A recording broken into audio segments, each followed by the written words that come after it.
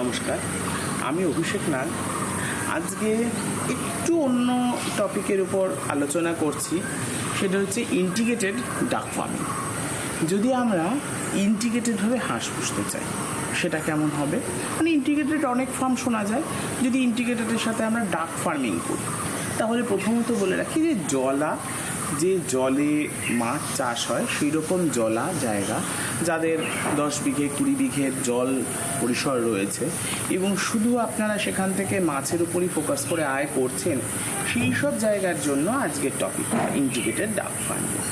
এই হাঁস পালনের ক্ষেত্রে আমরা খুব স্মুথলি যদি বলি, তাহলে জলার উপরে আমরা হাঁস পুষতে পারি।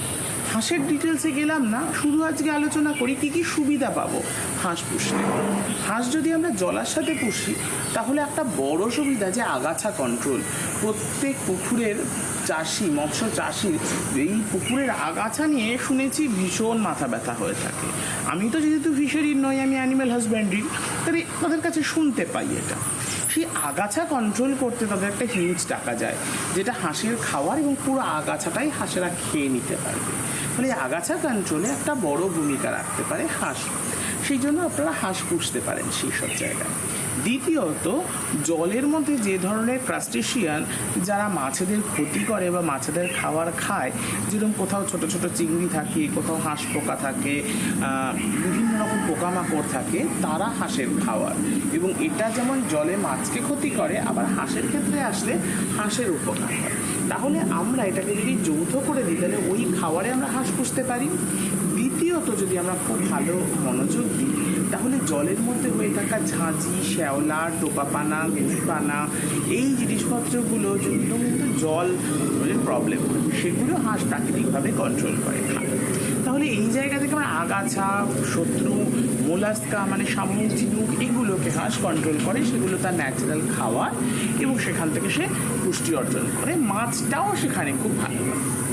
সেকেন্ডলি বলি যে হাঁসের পায়খানায় প্রচুর পরিমাণ ক্যালসিয়াম কার্বনেট থাকে। আমরা মাছ চাষিদের কাছে শুনেছি, বা আমিও ফিশারির এক্সপার্টদের কাছে শুনেছি, পুকুরে চুন দিতে হয় বারে বারে। এই চুন দেওয়া কি পিএইচ কন্ট্রোল রাখার জন্য, কিন্তু হাঁসের পায়খানা যদি পুকুরে পড়ে, সেই চুনটা পিএইচকে নিজে থেকে কন্ট্রোলে রাখে। মজাদারভাবে বলি যে হাঁস যে জলে যাচ্ছে এবং সে পা নাড়াচ্ছে, অক্সিজেশনটাও খুব ভালো হয়। খুব ভালো করে ফিশারি চাষিরা যারা আছে তারা অক্সিজেশন বোঝেন, আমার থেকে হয়তো বেটারই বোঝেন অক্সিজেশনে কী কী সুবিধা হয়।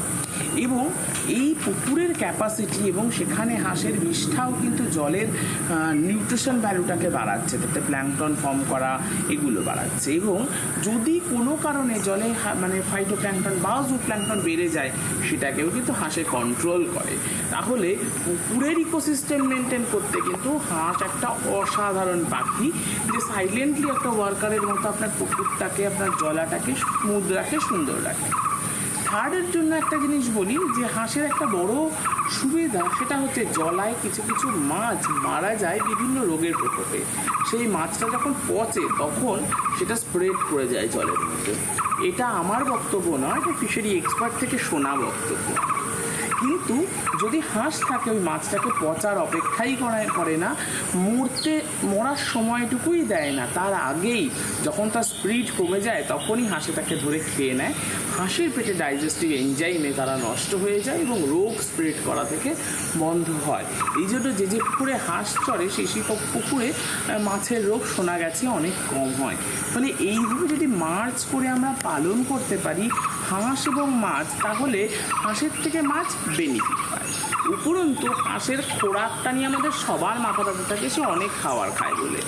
এই খাবারের যে একটা হিউজ পোর্শন পুকুরের জঞ্জাল পরিষ্কার করতে গিয়ে সে পেয়ে যায়, এইটা থেকে আমাদের হাঁস ফার্মিংয়ে একটা বড় ধরনের বেনিফিট আসে, বড় ধরনের লাভ আসে।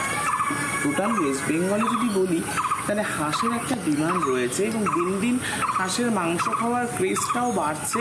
এবং মাংসের জন্য হাঁসও এখন শহর, কলকাতা থেকে শুরু করে, দুর্গাপুর থেকে শুরু করে আমাদের শিলিগুড়ি শহর, এই শহরগুলোতে আস্তে আস্তে কৃষ্ণনগর, এই শহরগুলোতে হাঁসের মাংস খাওয়ার ডিমান্ডটা বাড়ছে এবং মানুষ সেটার দিকে ঝুঁকছে। ডিমের কথা নাই বা বললাম, হাঁসের ডিম বহু কাল থেকেই ওয়েস্ট বেঙ্গলবাসী সবাই চায় খেতে, কতটা অ্যাভেলেবেল সেটা সবাই আপনারা নিজেরাই জানেন। ফলে এভাবে যদি কেউ দুটোকে মার্জে পোষেন তাহলে কিন্তু ইন্টিগ্রেটেড ডাক ফার্মিং বলা যায়, এবং তাতে কি হয়, একে অপরের সম্পূরক হিসাবে কিন্তু বেনিফিট লাভ করা যেতে পারে। যারা শুধু মাছ করছেন, সব মাছের ভাগ আমি অ্যানিম্যাল হাজবেন্ডারি এক্সপার্ট আমি বলতে পারবো না, কিন্তু কিছু কিছু মাছ যারা বড় হয়, মানে হাঁসের ঠোঁটের থেকে সাইজে বড় যে মাছেরা, তাদের হাঁস কখনোই ধরে না, কখনোই ধরার চেষ্টাও করে না। এই হাঁস থাকলেই সব মাছ খেয়ে নেবে, মাছ চাষিদের এই চরম ভয়টা, এটা খানিকটা মিথ। এটা ওই বুনো হাঁসেদের দেখে, জঙ্গলি হাঁসেদের দেখে ভয় পাওয়া। তবে অবশ্যই ধানিপোনার পুকুরে হাঁস হবে না।